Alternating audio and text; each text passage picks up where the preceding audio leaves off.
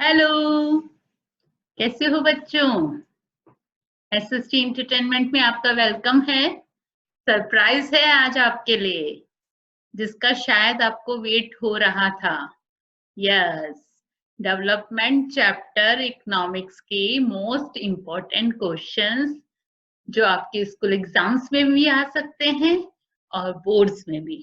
और इतने important questions हैं विथ आंसर, और उसको मैं एक्सप्लेन करूंगी। और ये मेरी गारंटी है कि एग्जाम में इसके अलावा कोई क्वेश्चन नहीं बनेगा। ये पूरे चैप्टर्स की इम्पोर्टेंट क्वेश्चंस लिए गए। यस, खुश हो गए?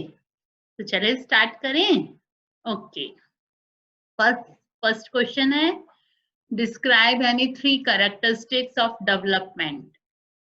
डेवलपमेंट चैप्टर है तो उसके कैरेक्टरिस्टिक्स पूछ सकते हैं।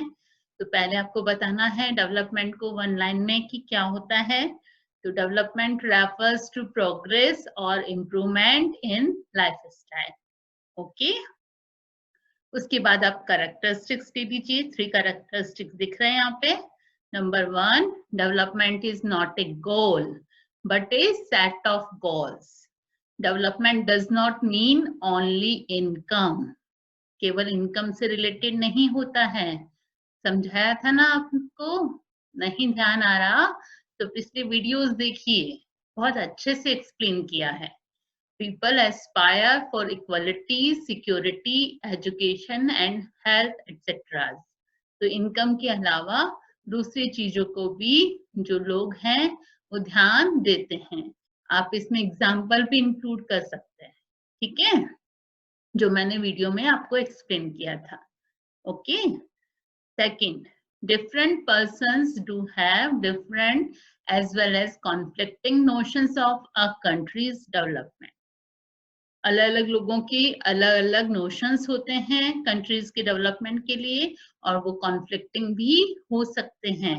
Example, a dam may be a sign of development for industrialist, but for village people it brings displacement and loss of agricultural land. Clear? तो इसमें आप नर्मदा मूवमेंट को ले सकते हैं। मेधा पाटेकर वाला एग्जाम्पल जो मैंने वीडियो में एक्सप्लेन किया था वो आप इसमें बता सकते हैं। Okay, third point, different persons can have different development goals. Example, a boy from a rich urban family aspires for quality education, whereas a village boy wants opportunity to work. Is it clear? Second question. Conflicting goals can also be development goals. Elaborate with example. ये और करके भी ऐसे बन सकता है question कि development for one may not be development for the others. Support the statement with example. Or development for one may be the destruction for the other. Support the statement with example. Or why are developmental goals conflicting goals also?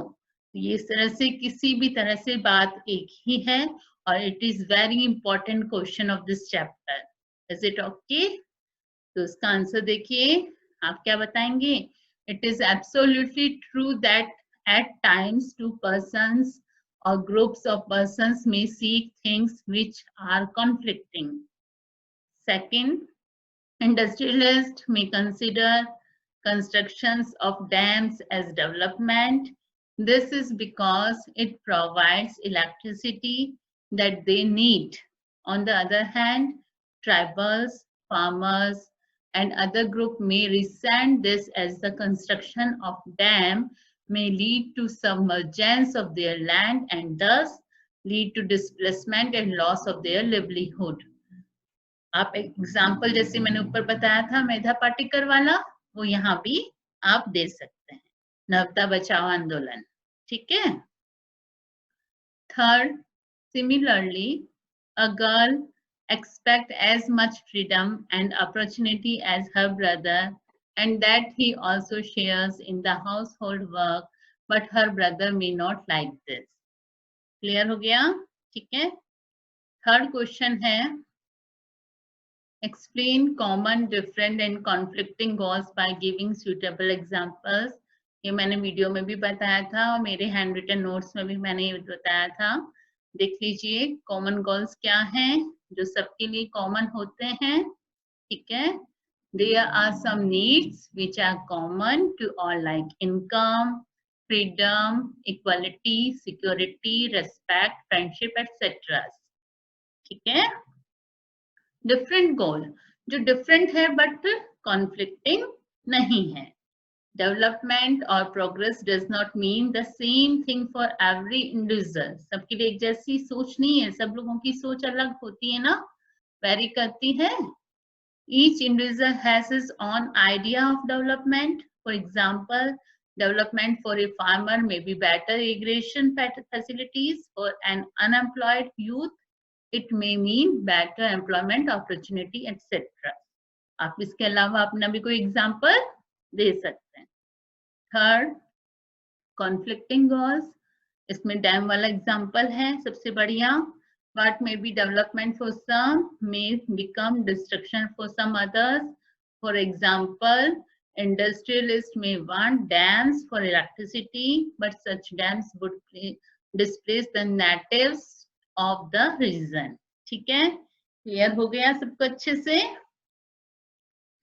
Fourth question, the quality of our life depend on non-material things. Justify the statement with examples. ठीक है, तो non material things के बारे में बताया था कि खाली मटेरियल थिंग्स ही हमारी लाइफ की क्वालिटी को नहीं इम्प्रूव करती, नॉन मटेरियल थिंग्स भी करते हैं. बताया था ना आपको, याद आ रहा है? तो देखिए, besides income, people also seek things like equal treatment, freedom, security and respect. ये नॉन मटेरियल थिंग्स है क्योंकि हम इनको मेजर नहीं कर पाते हैं. They resent discrimination and want to live with honor and dignity. For some, above things are more important than income, no doubt.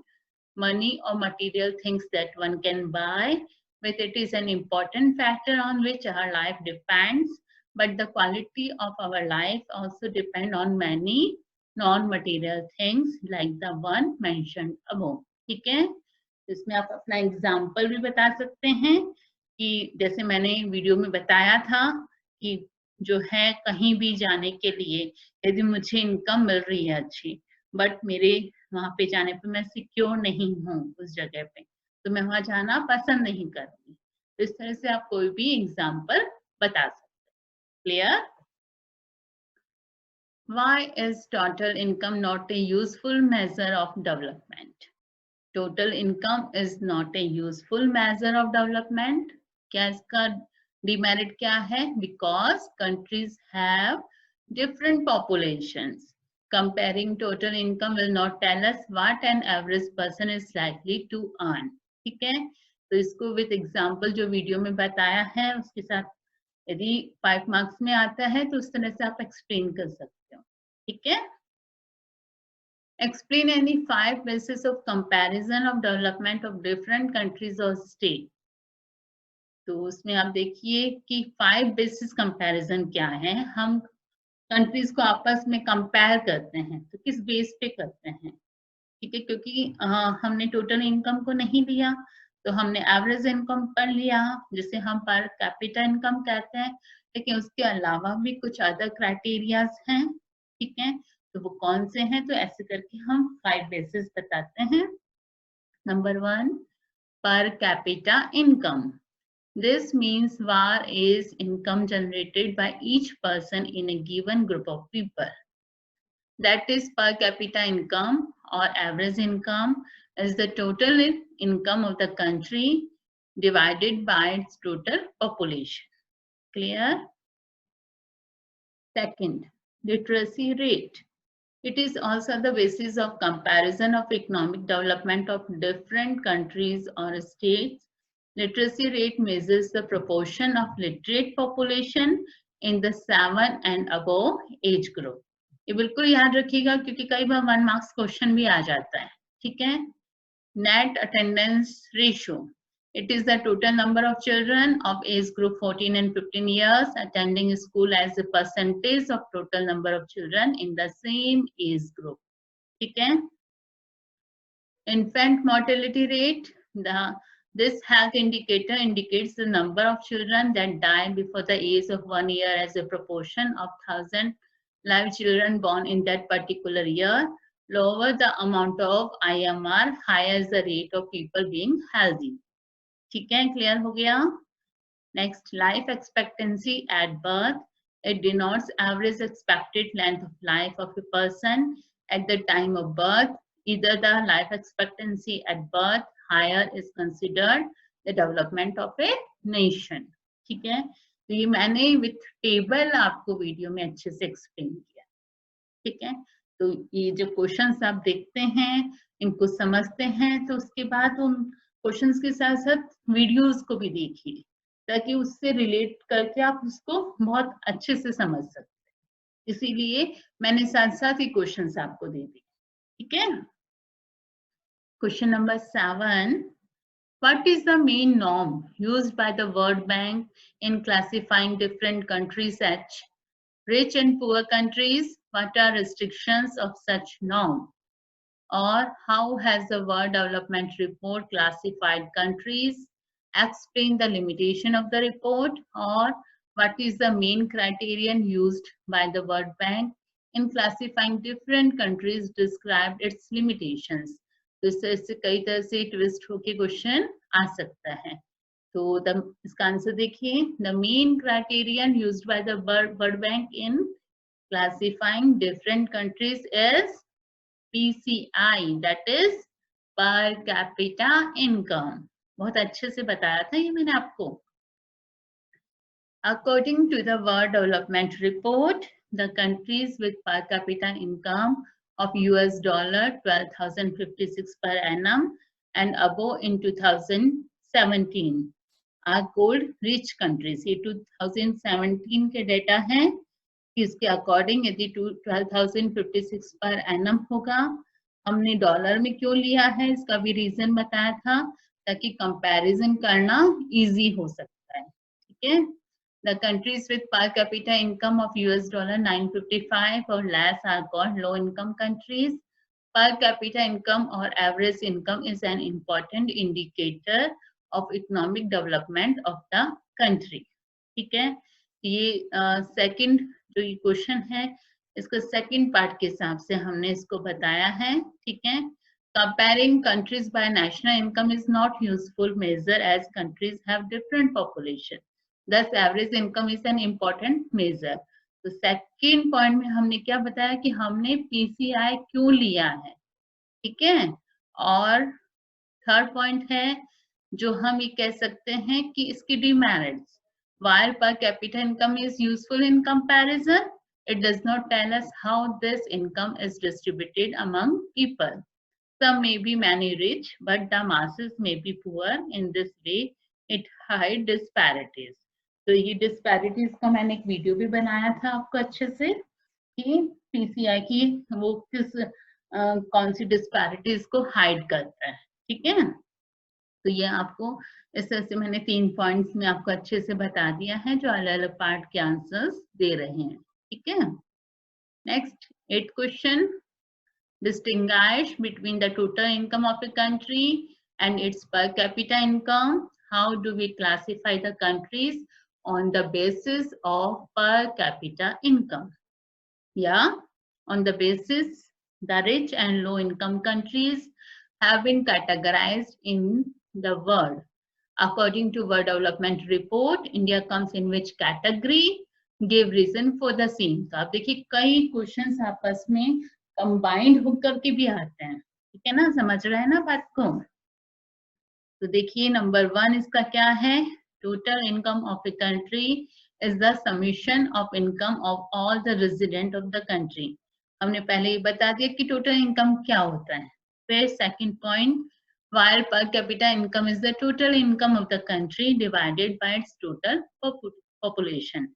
तो हमने total income और per capita income में difference बता दिया. ठीक है. Second है, according to World Development Report, the countries are classified on the basis of per capita income. The countries with per capita income of US dollar 12,056 per annum and above in 2017 are called rich countries. Countries with per capita income of between US dollar 955 and US dollar 12,056 are called middle income countries. Okay? The countries with per capita income of US dollar 955 or less are called low income countries. ठीक है, अभी हमने बताने के बाद India का पूछा है, तो थर्ड पॉइंट में हमने बता दिया है कि India comes in the category of low middle income countries because its per capita income in 2017 was just US dollar 1820 per annum. Is it clear? तो इस तरह से आप पॉइंट्स में आंसर लिखेंगे तो उसका बहुत ही इफेक्ट रहता है, और साथ में हर पार्ट को आप ले रहे हैं तो एग्जामिनर के ऊपर बहुत अच्छा इंप्रेशन रहेगा बोर्ड्स में। उसको पढ़ते वक्त हर चीज क्लियर रहेगी कि जो बच्चा है उसको हर चीज क्लियर है, उसने पॉइंट्स में बहुत ही शॉर्ट एंड स्वीट तरीके से अपने क्वेश्चन को पुट अप किया है, और एग्जाम्पल से क्वेश्चंस बहुत ही इफेक्टिव बनता है। ठीक है, what do you mean by human development index? What are its 3 components? तो सबसे पहले HDI के बारे में बता दीजिए कि human development index is a measure of the level of development of a country. It includes other things than income. It compares countries based on the educational level of the people, their health status and per capita income. It comprises क्या-क्या चीजें हैं, notes में भी दिए थे मैंने. Life expectancy at birth, literacy rate and gross enrollment ratio and per capita income. Human Development Report कौन publish करता है? Published by UNDP. आप UNDP के ब्रैकेट में इसकी फुल फॉर्म भी लिख सकते हैं, united nation development programme. Compares countries based on the educational level of the people, their health status and per capita income. Okay. Question number 10. Describe public facilities needed for development of country. तो first point में हमने public facilities को बता दिया है कि public facilities refer to facilities which a person cannot purchase or arrange at individual level. These are provided by the government. Clear?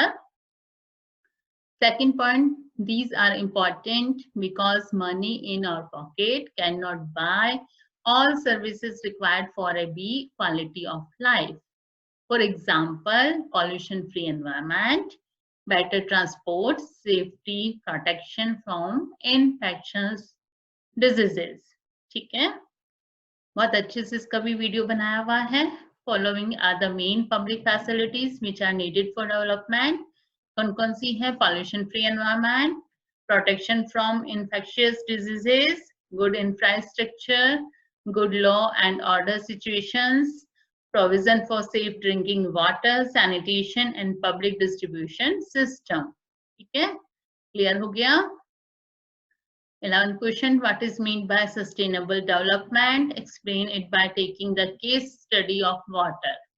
तो sustainable development आपको ये जो है हमने इसको किसने ज्योग्राफी में भी पढ़ा था, याद आ रहा है? Right. Sustainable development is the development of a country or world not only at present, but the development which is to be continued and maintained for future generation. Continuation में रहना चाहिए डेवलपमेंट, रुकना नहीं चाहिए. ठीक है, फॉर एग्जाम्पल ग्राउंड वाटर, क्योंकि हमें क्या बताना है? केस स्टडी ऑफ वाटर ना, तो इसलिए हमने इसी का एग्जाम्पल लिया है. For example ground water is a natural resource which is replenished by nature. People of a particular generation must use water in such a way that people of future generation may also be able to use the ground water. ठीक है, इसलिए तो क्या कहा जाता है? Save water कहा जाता है ना. Third point, people should not overuse the degrade the quality of water so that water is exhausted or it remains, it is contaminated to such an extent that it becomes unusable for people of future generation. हो गया clear? Question number 12. Consequences of environmental degradations do not respect national or state boundaries. Justify the statement. इस तरह के questions कई बार आते हैं जो आपको स्टेटमेंट को जस्टिफाई करना होता है, ठीक है? तो देखिए, consequences of environmental degradations do not respect national state boundaries. This issue is no longer a regional or national issues. आप खुद इस चीज को समझ सकते हैं ना कि एक यदि स्टेट के यहाँ पॉल्यूशन बढ़ेगा तो उसका इफेक्ट दूसरी स्टेट पे भी होगा ना। ऐसे तो है नहीं कि वही बाउंड्रीज चेंज हो गई तो पॉल्यूशन वहीं पे रुक जाएगा, वो आगे नहीं जाएगा, ऐसा तो नहीं होता ना, ठीक है? तो इसलिए पॉल्यूशन के लिए सबको क्या करना होता है, कंट्रोल खुद को ही करना पड़ेगा, ठीक है? तो environmental degradation do not respect national state boundaries, okay? This issue is no longer a regional और नेशनल इशू, ये कोई रीजनल इशू नहीं है, ठीक है? Our future is linked together. Sustainability of development is essential for all the mankind, and it is our common responsibility to save the environment. ठीक है? किसी एक स्टेट का काम नहीं है कि वही क्या करें, ये सबको मिलकर करना पड़ेगा, सबको एनवायरमेंट को सेव करना है. Fourth point, these days it is a matter of discussion among different countries of the world. ठीक है? Global warming, acid rain, etc. are not to be controlled by one nation. It is a global matter of thinking and finding the solution. इसके लिए कई बार देखते हैं ना कि आप सेमिनार्स वगैरह होते हैं. ज्योग्राफी में हमने बताया था ना, सस्टेनेबल डेवलपमेंट के लिए जो हुआ था रियो डी जेनेरो में हुआ था ना, फर्स्ट अर्थ समिट, ठीक है? तो वो भी एग्जाम्पल आप यहाँ पे इंक्लूड कर सकते हैं. आप ये मत सोचिए ज्योग्राफी का चैप्टर है उसकी चीजें हम यहाँ इकोनॉमिक्स में क्यों डालें, नहीं. कई बार कई चीजें एक दूसरे से लिंक्ड होती हैं तो हम कहीं भी उसको उससे रिलेटेड बात को वहां पे डाल सकते हैं, ठीक है ना?